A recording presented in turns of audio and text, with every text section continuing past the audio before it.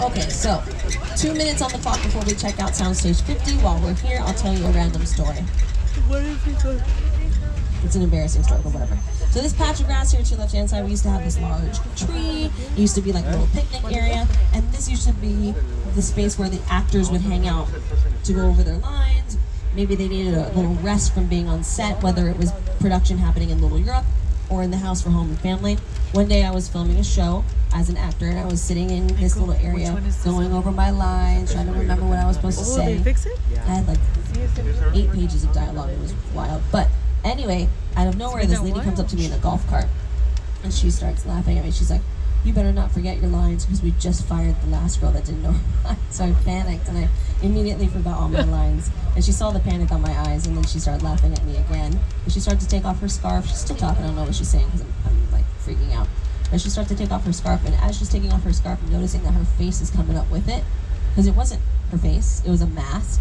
And underneath that prosthetic thin mask was Eddie Murphy.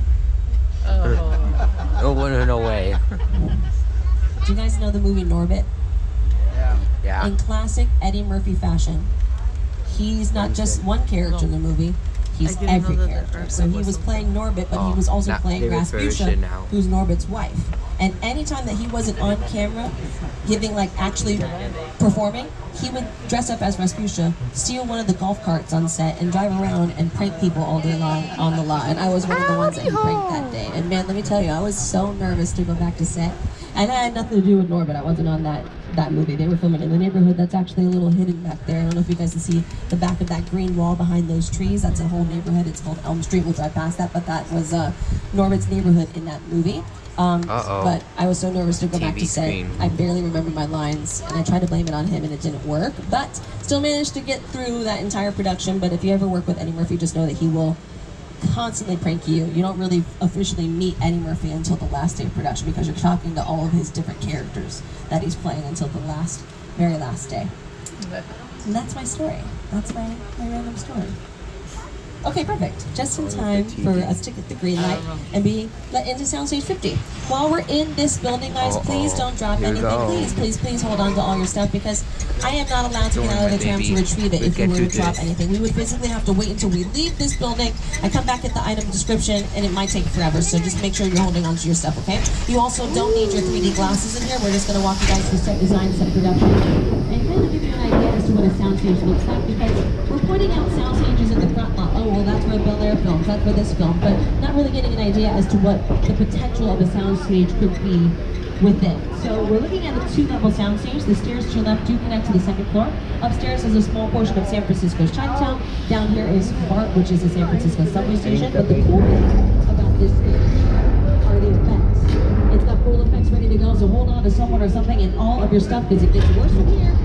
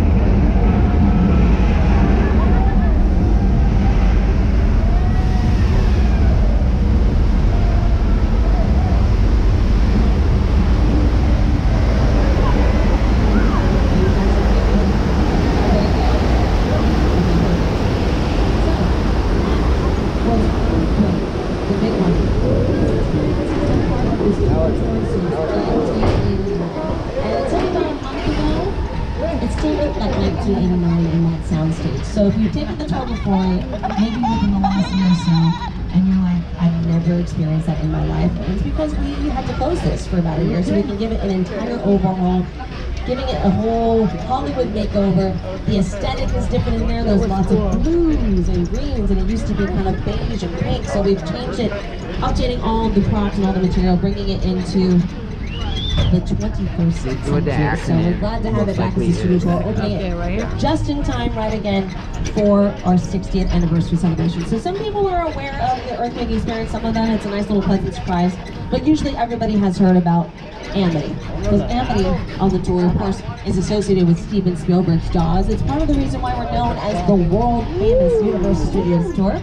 So let's check it out. Our version of Amity, thankfully, is nowhere near as problematic as Steven Spielberg's, because we have a police diver out here today. His name is George. Remembering the tramps through, George puts together a little reenactment of a scene from the movie. So let's see how George does today.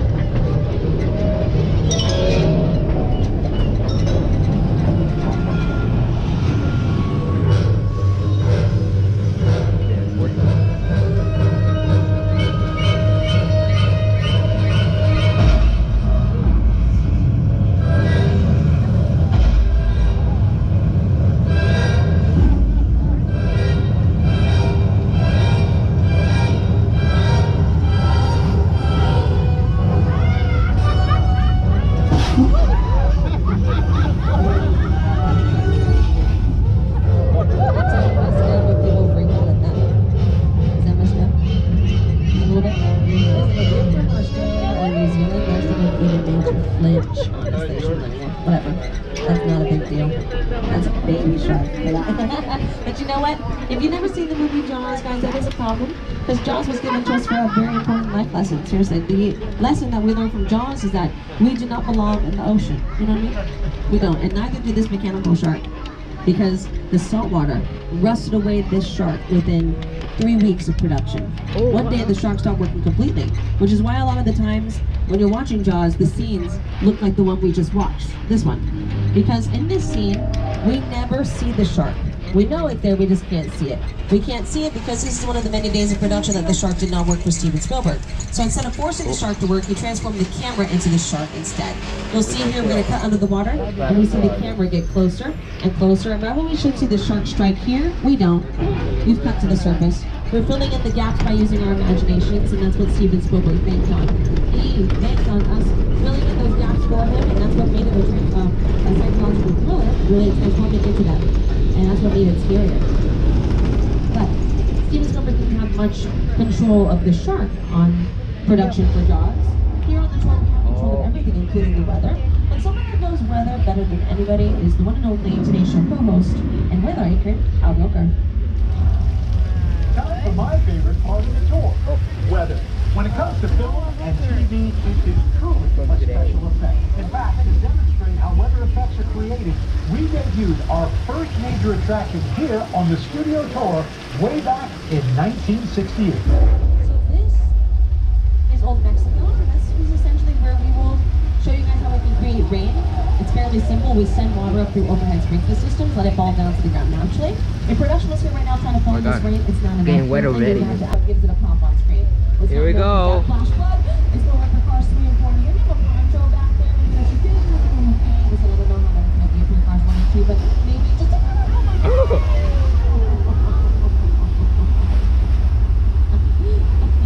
I mean, oh no, you guys are clean.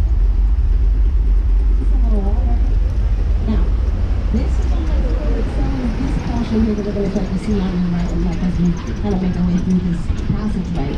Now, if you're a fan of Lady Gaga, and you've seen her music video for her song Judas, all of the choreography for that music video took place here to inside. She was also swept away by that flash flood. But here is probably the most famous scene of the flash flood from this movie called Fake That Liar.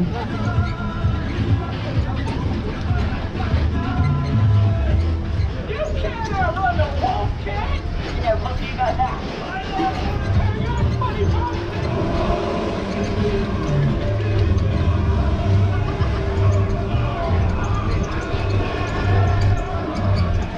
And now we're here in Six Points, a beautiful Western set that has been featured in hundreds, and I do mean hundreds of the classic cowboy films that have starred the legends like John Wayne, Jimmy Stewart, Kirk Douglas, Clint Eastwood. But now it's mostly known because of a movie that stars Brad Pitt, Leonardo DiCaprio, and Margot Robbie. It's called Once Upon a Time in Hollywood. Written, produced, and directed by Quentin Tarantino. Everything here in Six Points makes a collective appearance in this movie for 40 minutes of screen time. It's almost half the film. Brad and Leo were here for 3 months of production, 6 days a week, most weeks. Quentin Tarantino practically lived here. We would see him all the way through this Sunday. He would be here on Sundays by himself, walking around with his notebook and his camera, making notes what he wanted to change, framing up the things that he needed to potentially film for the next week. He would hand those notes into his cinematographer, and they would go from there. So it's one of those movies that, I mean, when we have film here, when we have production here, we always try our best to get as many visuals as we can, especially when we're taking the tours through, because sometimes when production's in a soundstage, it's hard to show, like, hey, there's stuff filming and you kind of have to just trust that there's something going on in there. But with Once Upon a Time in Hollywood, like, we're going to see a tram driving in front of us in a few moments, but that was our pathway when they were filming Once Upon a Time in Hollywood here, because we couldn't drive through as normal.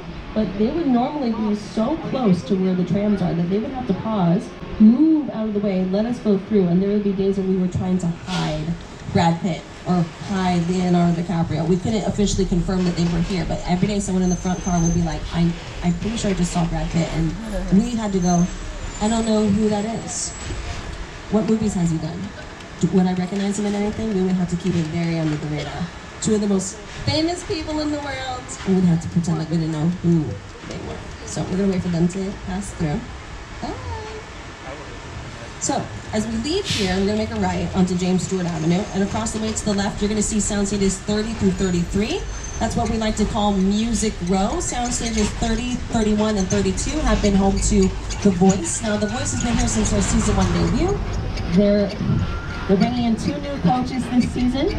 Well, we're bringing back Gwen Stefani, so it's super exciting to see her come back. And we're bringing back Reba. We love Reba McEntire. And then we have 2 new coaches. Sorry. Because one is Michael Bublé. Super excited to have him. And the other one is Snoop. So I'm just like, I cannot wait to see how Snoop is as a coach. It's going to be awesome. I can't wait for that. I just hope that when he presses the buzzer, one of his songs plays as the chair turns around. That would be epic. So we're officially on Steven Spielberg Drive, and we're going to make our way past Amity again. It's going to be on our right-hand side this time. We're not going to drive through. We're just going to kind of get an overhead master shot of Amity. Getting to see the shark in real time, leaving the water. It's kind of a cool view. Now, from the perspective of the studio tour, we refer to this as Amity, but it's actually, from a production standpoint, referred to as Cabot Cove from Murder, She Wrote, starring Angela Lansbury.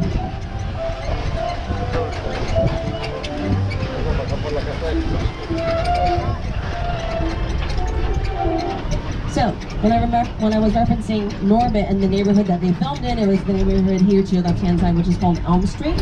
This neighborhood is also famous for The Ghost Whisperer with Jennifer Love Hewitt, Hancock with Will Smith and Charlize Theron, and it's also Paxton's neighborhood from Never Have I Ever. So it's a pretty cool neighborhood. It is only specifically for production, not large enough for the trams to also travel through. Coming up on the left-hand side, we're going to see the end of Colonial Street, which is also known as Wisteria Land from ABC's Desperate Housewives. That green cone at the end of the block is our indication that we're not allowed in. We are prepping for production for St. Dennis Medical to move